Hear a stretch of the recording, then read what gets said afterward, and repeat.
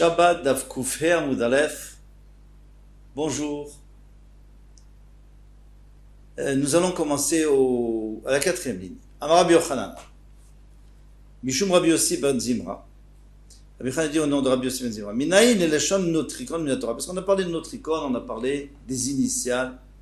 Nous on sait que dans la Torah il y a des mots, et en décomposant les mots, chaque lettre est un initial d'un autre mot. Eh bien, nous c'est ça. Je n'ai marqué Av Hamon Goyim Taticha. Hachem a dit à Abraham Avinu, tu es le père de nombreux peuples. Alors Av, déjà il y a un Aleph Bet dans Av. Av Netaticha, donc Av, Aleph c'est le père. Je t'ai placé comme père, c'est-à-dire que chaque fois qu'il y a un goy qui voudra devenir juif, il s'appellera Ben Avraham. Donc Avraham Avinu, ça sera son père. Léumrod pour les peuples. Bachour, alors le bet c'est Bachour, c'est-à-dire tu es choisi. Je t'ai placé parmi les peuples, comme c'est écrit au Bacharta Be'Avraham. Asher Bacharta Be'Avraham. Ensuite, Hamon, comment on va traduire, comment on va expliquer le mot Hamon? He. Alors le He on peut l'intervertir avec un Chet, Chaviv, Netaticha Be'Umot. Je t'ai présenté comme quelqu'un de cher parmi tous les peuples. Alors Amon, il y a même maintenant Melech Netera Laumot. Tu seras le roi, comme il y a écrit, Nasi Atabetochenu, comme ça ils ont dit, Nisi Elohim Atabetochenu, comme ça ils ont dit, à Shechem. Ensuite, Vatik Netaticha Beumot, le Vav, Vatik. Vatik c'est quoi? Vatikin. Vatikin c'est ceux qui se lèvent tôt le matin pour prier avec le Netzachama, avec le lever du soleil. Donc Vatik c'est quoi? C'est quelqu'un qui fait attention aux mitzvot et qui est humble. Et pour terminer, Amon, Neeman et Aticha Laumot. Eh bien, Neeman lefanecha. J'ai eu confiance en toi plus que tout le monde. Rabbi Yochanan a dit en son nom, pas au nom de Sora de Rabbi Yosef, comme on avait dit Ben Zimra. Il a rajouté quelque chose dans son nom. Anochi. Il est écrit dans les Luchot. Anochi Hashem Elokecha Sherotzeh Tirah Me'eretz Mitzrayim, notre icône. Qu'est-ce que c'est comme initial? Anochi, ça veut dire Ana, moi. Nafshi, moi-même. Katvit, j'ai écrit la Torah, le Chaf. Yud, Yahavit, et je l'ai donné. Rabbanan Amré, les Charam disent, en réalité les Charam, ils pensent que c'est pas Hashem qui l'a écrit, ça s'est écrit tout seul. Amira Neima, donc il y a Anochi, Aleph, Amira, Nun Neima, c'est-à-dire une parole agréable. Ktiva, Yeiva, qui était écrite, Yeiva, le Yud d'Anochi, je l'ai donné. Ikadamri, il y en a qui disent, Anochi les Mafrea, on va faire Yud, Chaf, Nun, Aleph, à l'envers. Donc Yeiva, j'ai donné Ktiva, qui a été écrite, Nehemanim, Amarea. Eh bien, maintenant les gens peuvent avoir confiance dans ce que j'ai dit. Pourquoi? Parce que c'est écrit. Deve Rav Natan Amré, au Beth Rabbi Natan, ils ont dit, Kiarat Ader Fenegdi. Le Malach a dit à Bilam, il a dit, tu sais pourquoi la Ness s'est détournée, elle s'est frottée contre le mur et tout, parce que Kiarat, elle avait peur de moi. Toi, t'as rien vu, toi, tu n'as rien vu, mais elle a vu. Alors ici aussi, on va faire des initiales. Yud Resh Tet, Yarea, elle avait peur. Raeta, elle a vu. Natata, et elle s'est détournée du chemin. Et Rabbi Ishmael, Rabbi Ishmael Tana, Carmel. Alors on sait que pour les bikurim, il faut apporter du blé frais, Carmel. Alors, qu'est-ce qu'on va faire comme initiale? Car c'est un oreiller. Malé, Mel, Malé. Donc il y a même Lamed. Carmel. De la même manière que l'oreiller est plein de plumes, eh bien le pied est plein de blé, parce qu'il est plein de son blé, parce que le blé est encore humide et donc il est plein. Prends la place. Ravacha bar Yaakov Amar Veu Kilena Nimretset. David Ameler dit à Shlomo Ameler qu'il va falloir punir Shimi Ben Gera. Parce que lorsque je me suis sauvé d'Avshalom, eh bien, il a maudit David Ameler, klala nimretzet. Nimretzet, c'est une klala très forte. Mais si on regarde les initiales de notre icône, parce que personne ne sait ce qu'il lui a dit, maintenant on va savoir ce qu'il lui a dit. C'est terrible ce qu'il lui a dit Shimon ben Gera au roi David Ameler. Il lui a dit, Nimretzet, on prend le noun, Noefou, tu es un adultère, parce que tu as pris Bathsheba. Moavihu, même de Nimretzet, tu es un Moavite, tu viens de Moab, parce que ta grand-mère, ton grand-mère c'était Ruth.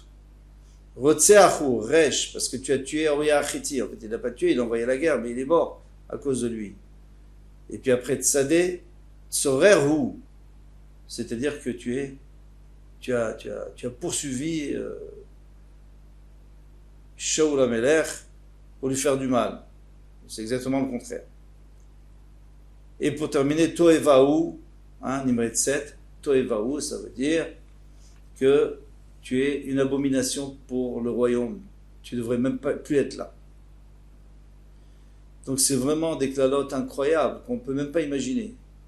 Et ce qui est extraordinaire, c'est que David Ameler a dit, lorsque Yoav lui a dit, Yoav, son général lui a dit, mais moi j'en fais une bouchée à ce Shimon Gera, avec mon épée, je te transperce. Il s'est révolté contre le roi. Pire que ça, on n'a jamais entendu une chose pareille. Eh bien il lui a dit, non, c'est Hachem qui lui a dit d'être Mekalel. S'il profite du moment où je me sauve d'Avshalom, au moment où je suis en faiblesse, c'est qu'Hachem lui a dit de le faire, et moi je n'ai qu'à réfléchir et faire tchouva. N'empêche qu'après il a dit à Shlomo HaMelech, son fils, il lui a dit, mais le jour où tu pourras te débarrasser de lui, profite. Rav Nachman bar Yitzchak Amar, Rav Yitzchak a dit, Man edaber ministadek. Les frères de Yosef, lorsqu'ils ont Yosef Hatzadik leur a fait tellement de tsarot, il leur a dit, vous avez volé le gobelet en or et je vais garder Binyamin comme esclave. Ils ont dit, Man et d'abord Manistadek, qu'est-ce que vous voulez qu'on dise, comment vous voulez qu'on justifie? Et Hachem a vu ce qu'on a fait à Yosef et il nous punit. Eh bien, à ce moment-là, ils n'avaient pas encore compris, la gravité de leur faute. Ils savaient qu'ils n'avaient pas eu pitié de Yosef, d'accord, mais ils pensaient toujours qu'ils avaient raison, parce qu'ils avaient jugé Yosef et ils avaient décidé de le tuer.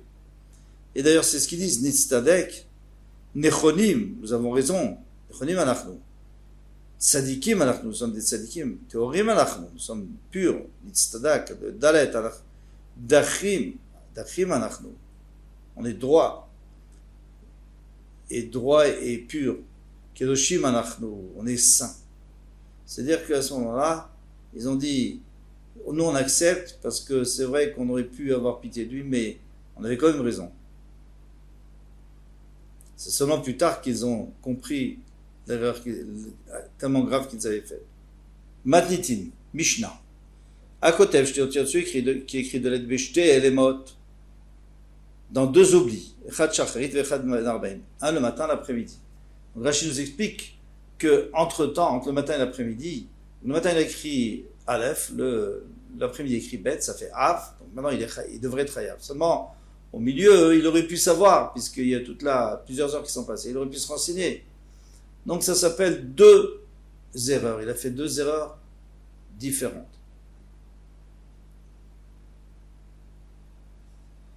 Rabban Gamliel Mechayev, Rabban Gamliel est rentré, il faut comprendre pourquoi. Chachamim dit qu'il n'est pas tout. Et Maïka Mipali, quelle est marque Rabban Gamliel de savoir un idée à l'Echatzishio. Il dit, si quelqu'un a écrit une lettre le matin, même admettons qu'au milieu, il a appris qu'il ne fallait pas écrire une lettre, mais il n'a pas appris qu'il devait apporter un korban khatat, puisqu'il ne devait pas apporter un korban khatat, parce qu'il avait écrit une seule lettre. Et qu'est-ce qu'il a écrit? Odalo asher khatato asher khata. Il y a écrit dans le pasouk qu'il a su le khatat qu'il avait fait. Donc il a su qu'il devait apporter un korban khatat. Là, il ne doit pas apporter un korban khatat, donc il n'a rien su du tout. Et comme il n'a rien su du tout, ça s'appelle elem echad. On en considère que toutes les deux lettres sont écrites dans le même oubli, donc il est chayav, bien sûr. Le Rabbanan Savri, les Rabbanan disent, il dit non, parce que khatato, ça ne veut pas dire forcément, pardon, un korban khatat, mais ça peut vouloir dire une faute. Donc il sait qu'il a fait une faute, parce qu'il n'a pas d'écrire une lettre. Donc Maintenant, il a oublié une deuxième fois, donc ça fait 2 oublis. Et donc, on ne peut pas associer 2 oublis. Et il n'est pas khayab parce qu'il n'a jamais écrit un mot en entier. Adon Allah Chabonné, on a fini le Perek Abonné, Bezrat Hashem, on va continuer. Rabbi Eliezer Omer. Rabbi Eliezer dit, Aoreg, celui qui tisse. Alors, on va donner une introduction, il faut bien se rappeler l'introduction. Pour ceux qui ont une photo d'un métier à tisser dans la Gemara, c'est super. Ceux qui n'ont pas, on va expliquer. De toute façon, il faut donner des noms à chaque chose. Alors, il y a le métier à tisser. Il y a donc 2 poteaux couchés. Et sur ces poteaux, on attache les fils. Hein. Alors, la longueur qu'il faut pour faire un tissu, si c'est un tissu d'1 mètre ou de 2 mètres. Et on attache tous les fils de la chaîne. Très bien. Maintenant, il va falloir faire passer la trame. Alors, on comprend très bien que si on veut faire passer la trame entre la chaîne, il va falloir qu'il passe entre un fil sur 2. Parce que si on le fait passer toujours au même endroit, eh bien ça ne va rien faire du tout, ça ne va pas tisser. Pour tisser, donc il y aura 2 cadres. 2 cadres au milieu, un qui monte et l'autre descend, ou le contraire, après c'est l'autre qui monte et qui descend. On va faire monter et descendre chaque fois. Maintenant, les fils, disons qu'il y a 8 fils, donc on va faire passer le premier fil dans le premier trou du premier cadre, et le deuxième fil dans le premier trou du deuxième cadre. Et ainsi de suite. Ça fait que quand le premier cadre se lève, il y aura 4 fils en haut et 4 fils en bas. On jette la trame à l'intérieur, on rebaisse, et on monte le deuxième, on baisse le premier, on refait passer. Puis après on serre bien, et on continue comme ça, et voilà, c'est comme ça qu'on tisse. Et ça s'appelle Nir. Ces cadres, ils s'appellent Nir. Et Baténirim, qu'on va voir, et qu'on a déjà vu, c'est les trous dans lesquels on fait passer les fils, qui sont dans les Nirim, les Baténirim. Bet, ça veut dire un trou dans lequel on passe. Et, pour terminer, il faut dire que juste avant ces deux cadres, il y a un genre de peigne, un grand peigne, qui permet de bien séparer les fils. Donc les 8 fils qui vont passer, ils seront séparés par, encore une fois, par ce cadre. Mais là, ça s'appelle masrek, ça s'appelle le peigne. Une fois qu'on a compris tout ça, on comprendra bien la Gemara. Rabbi Eliezer Omer Aorek Shlosha Chotim Betrila Vechad Ala Harik Chayav. Donc maintenant, quelqu'un que pendant Shabbat, il a commencé à tisser, donc il n'y a pas de fil pour l'instant. Donc il a tissé 3 fils. C'est-à-dire il a fait passer 3 fois la trame. Chayav, il est chayav. Il faut quand même 3 fois pour que ça tienne, pour que en enlevant du métier à tisser, ça tient quand même le tissu. Chachamim, ve'alarik chayav. Ve'chad alarik chayav. Même s'il a fait passer même une seule fois sur quelque chose qui a déjà été commencé à tisser, il y a déjà des fils tissés, tu rajoutes, eh bien ça tient puisqu'il y a déjà plusieurs fils, donc tu rajoutes, tu peux rajouter 1, 2, 3, même 1 ça s'appelle qu'il est chayav. Chachamim ombrim, les Chachamim disent ben betchila ben basov shiuro shtechuti. Non, eux ils disent toujours 2 fils. Soit au début, soit au milieu. Basov c'est pas vraiment à la fin, parce qu'à la fin on avait dit que même un seul fil, puisque ça termine, ça donne une importance. Aosé shte baténirin benirin. Celui qui fait 2 baténirin, c'est-à-dire il fait passer 2 fils dans les nirines, dans les cadres dont on a parlé. Bekirous, ou alors dans le kirous. Alors le kirous c'est aussi un métier à tisser mais avec pédale. Pour faire monter et descendre c'est une pédale, c'est un peu plus sophistiqué. Eh bien lui il va être chayav. Alors ici on parle de la chaîne, on ne parle pas de la trame bien sûr. On rappelle la chaîne c'est ce qui reste toujours sur place et la trame c'est celle qui passe. Comme le tramway d'ailleurs, il fait des allers-retours. Mais n'a pas. Maintenant, on ne va plus parler de baténirim parce que baténirim c'est dans un métier à tisser. Un tamis n'a pas. Kvara c'est un crible, le crible c'est un peu plus gros. Le napa, c'est un tamis pour faire passer la farine. Le crib, c'est pour faire passer les grains de blé, pour que les pierres, garder les pierres. Et ça, c'est pas tissé dans un métier à tisser, c'est tressé, c'est tissé à la main. Ou bessal, sal, c'est un panier en osier, donc c'est sûr que c'est à la main, on peut pas mettre ça dans un métier à tisser. Chayav, il est chayav. Alors maintenant, comment on fait jeter baténirim? Comment on fait 2 baténirim? C'est simple. Eh bien, pour tisser ou tresser l'osier, qu'est-ce qu'on fait? On fabrique nous-mêmes un cadre de fil, un cadre d'osier. Comment? Donc on met la chaîne, donc on positionne la chaîne, et puis on fait passer la trame d'un côté, la trame de l'autre côté, puis on a comme ça un genre de cadre, et après on peut tisser normalement. En tous les cas, s'il en a fait 2, il est déjà chayav. Maintenant, c'est quelqu'un qui fait 2 coutures. Quelqu'un qui ferait 2 coutures.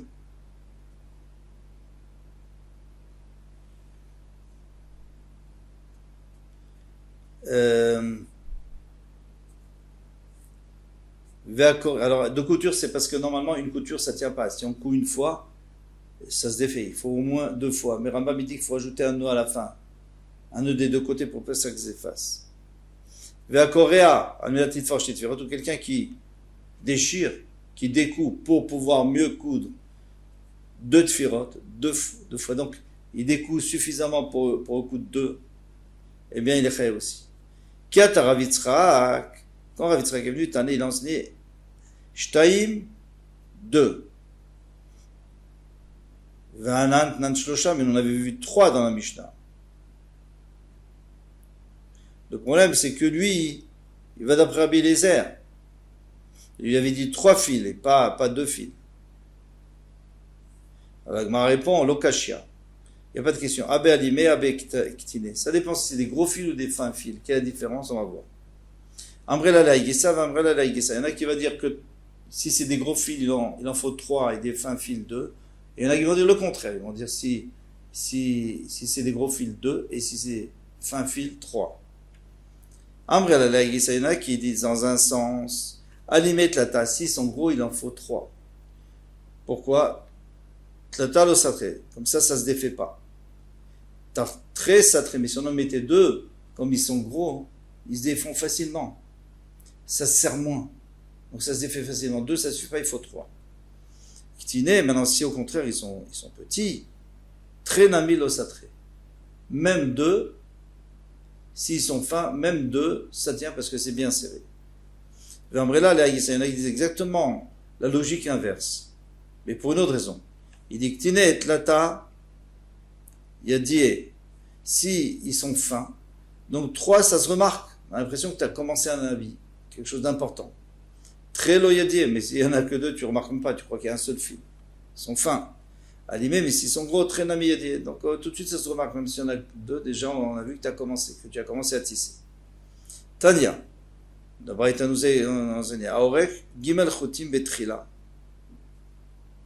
Quelqu'un qui a tissé 3 fils au début donc d'un tissage, Vechad alarig, mais maintenant s'il y avait déjà, c'est déjà tissé, il en a rajouté un chayav. Les Chachamim ont dit, c'est toujours 2 fils, ni 3 ni 1. Ou bah safa, mais maintenant s'il est en train de faire une safa, il est en train de faire une frange, donc à la fin d'une robe, à la fin d'un tissu, eh bien, shtechutin, berochav gimel batenerin. Donc il faut qu'il y ait 2 fils dans la largeur, donc on fait passer 2 fils dans une largeur de 3 batenerin, 3 chaînes. Donc 3 fils de chaîne et 2 fils de trame. Non, il faut plus que ça. On va voir parce qu'on verra dans le Gemara qu'il faut 2 fois l'espace entre les 2 doigts, l'index et le doigt du milieu. Halemazédomé. À quoi cela ressemble? Pourquoi ça s'appelle que c'est chachouf? C'est pas beaucoup. Donc, mais le Orek Tziltzul Katan, quelqu'un qui aurait voulu faire tisser une petite ceinture, toute petite, eh bien, ça s'appelle quand même une ceinture. Shte Chotim Berochav, Gimel Batenirin. Donc lui, à ce moment-là, s'il fait Shte Chotim, s'il veut faire ça, sa petite ceinture, 2 Chotim, 2 fils, Berochav, Gimel Batenirin, la largeur de 3 Batenirin, 3 fils de la chaîne, eh bien, ça s'appellera une ceinture. Maintenant, celui qui tisse 3 fils au début du tissage, ou alors s'il fait un seul mais c'est déjà tissé, c'est sûr que ça va comme Rabbi Eliezer. Tanya Idach, une braïta qui dit autre chose. Celui qui tisse 2 fils à la gaze, c'est quoi le gaz? C'est-à-dire au milieu, quand il y a déjà beaucoup de fils. Au milieu du tissage, vers la imra, ou bien sur la frange, chayav et les chayav. Rabbi Eliezer Omer, alors ici c'est les chachamim, bien sûr, Rabbi Eliezer Omer, afilu achat, même un. Pourquoi? Parce que comme c'était déjà tissé, il peut rajouter un, c'est les chayav. Ou basafa, shte chutim. Maintenant pour la frange, 2 chutim, 2 fils, beochav, la largeur de 3 batenirim. Chayav et les chayav. Anemazé domé, à quoi cela ressemble? Le orek tziltzul katan, c'est quelqu'un qui aurait tissé une petite, comme on a vu tout à l'heure, une petite ceinture, shte chutim, rochav, 2 fils shte chutim, al rochav sur la largeur, 2 fils sur la largeur de 3 batenirim, de 3 fils de chaîne. Vaorek shte chutim à la gaz, c'est celui qui tisse 2 fils sur le gaz, sur un tissage qui a déjà été commencé. Vala imra, chayav, sur la frange chayav, tamar, ça c'est sûr que ça va après les rames parce qu'ils ont dit 2. Tout à l'heure on avait eu du 3. Alors c'est celui qui fait shte batenirin, 2 batenirin. Alors on avait vu qu'il rentre 2 fois dans le trou des cadres, la chaîne, maï benirin, amarabaye, tarte batenira, vechad benira. Donc lui dit qu'en vérité il faut faire 3 choses, pas que 2. Il faut faire passer le fil à 3 endroits. Dans le peigne, dans le premier cadre et dans le deuxième cadre. Alors, tarté bebatenira, d'abord 2 et après encore un 3e, comme on a expliqué. Bekirous, on avait dit kirous. Maïkirous, qu'est-ce qu'on appelle kirous? Vous savez que kirous c'est la même chose, c'est le même din. Amarav, Metsuvita, c'était le fameux matière tissée à pédale. Va te faire shtit firot. Maintenant, quelqu'un qui coud 2 coutures. Atanina be'avot, melachot, on a déjà enseigné dans Avot melachot, Arbaim chasa achat, et dans le Mishnah, on avait expliqué dans le 7e Pérec, tout ce qu'on vient de dire là, on est en train d'expliquer que celui qui coud 2 coutures, les chayav. Alors, il m'a répondu, Mishum de Kabaï les mitne, sefa, parce qu'il veut expliquer dans la sefa vers Koréal, mais la petite fort est celui qui déchire pour recoudre, shtit firot, 2 firot. Alors, comme de toute façon, il doit dire ça, Katanen ami Atofer. Alors aussi, il a dit Atofer. Il a repris dans l'alakha d'Atofer pour pouvoir enseigner une nouvelle alakha qui est que quand tu déchires, c'est avec la condition de pouvoir recoudre 2 tfirot, sinon tu n'es pas cher. Le Gemara dit Va Korea Hanami Tadina, mais c'est aussi enseigné. Celui qui déchire, c'est de quoi recoudre 2. Et là, Mishum de Kabaï le mitne, sefa. Mais si pour nous enseigner dans la sefa, un nouveau din que là, on n'a jamais enseigné. À Korea Bechamato, dont on va voir la page précédente, la prochaine page. Akorea bechamato, celui qui déchire parce qu'il est énervé, il veut se soulager sur la déchirure. Vers le métaux, quelqu'un qui déchire à cause d'un mort, il est obligé de faire kriya. Et là-bas, qu'est-ce qu'on va dire? On va dire qu'il est pato. Bishumachi katane et atofer shit firot. C'est pour ça qu'on a enseigné celui qui coud 2 tfirot, c'est pour te dire après la suite que ça dépend. Si c'est pour quelque chose de constructif ou si c'est quelque chose de destructif. Très bien. À bientôt, Bezrat Hashem.